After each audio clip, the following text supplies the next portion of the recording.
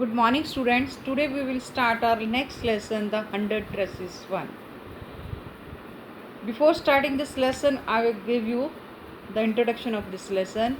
The name of the lesson is the 100 dresses part 1. Actually ये एक ही story है जिसको 2 पार्ट्स में डिवाइड करके लेसन नंबर 5 को पार्ट नंबर 1 और लेसन नंबर 6 को पार्ट नंबर 2 बनाया गया है।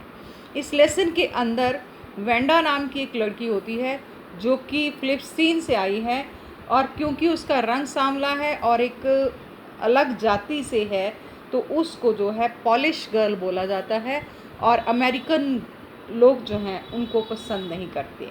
यही कारण है कि जिस नए स्कूल में वो आई है उसकी गरीबी के कारण डेली वो एक ही तरह के कपड़े पहनती है, तो उसको जो क्लास के अंदर एक रिच फैमिली से पैगी नाम की लड़की है वो रोज़ उसका मजाक उड़ाती है और उससे पूछती है कि तुम्हारे पास कितनी ड्रेसेस हैं। तो वेंडा हमेशा उसे एक ही जवाब देती है, आई हैव 100 ड्रेसेस, कि मेरे पास 100 पोशाकें हैं और वो सारी की सारी जो हैं मेरी अलमारी में पड़ी हुई हैं। वेंडा इस मजाक को उड़ाने में पैगी के साथ उसकी एक फ्रेंड और होती है, मैडी को। जबकि ये मजाक उड़ाना बहुत बुरा तो लगता है, बट वो कभी भी पैगी के खिलाफ नहीं बोल पाती, क्योंकि वो भी एक गरीब परिवार से है और उसे लगता है कि अगर उसने पैगी को कभी मना किया तो वो उसको भी ऐसे सबके सामने जो है शर्मिंदा करेगी, क्योंकि वो भी उसके उतरे हुए कपड़े पहनती है। तो इसलिए जब उसको गिल्टी फील होती है तब भी वो किसी को कह नहीं पाती। अब स्कूल के अंदर एक कंपटीशन होता है, बॉयज़ के लिए ड्राइंग कंपटीशन में मोटर बोट बनानी होती है और गर्ल्स ने ड्रेसेस ड्रॉ करनी होती हैं। और इस कंपटीशन के बाद सभी बच्चे जो हैं जब स्कूल वापस आते हैं तो उनको एक इंतज़ार होता है कि कंपटीशन किसने विन किया होगा, और सबको ये उम्मीद होती है कि गर्ल्स में इस बार हमेशा की तरह पैगी ही जीती होगी। लेकिन टू बी वेरी सरप्राइज कि उस कंपटीशन को जो है किसने जीता होता है, वेंडा ने।